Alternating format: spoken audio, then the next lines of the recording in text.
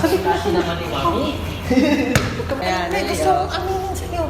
Actually, hindi talaga natin anak ni Daddy yan. Anak natin yan. Ayan, anak pala. Ano ginagawa niyo sa... Hoy!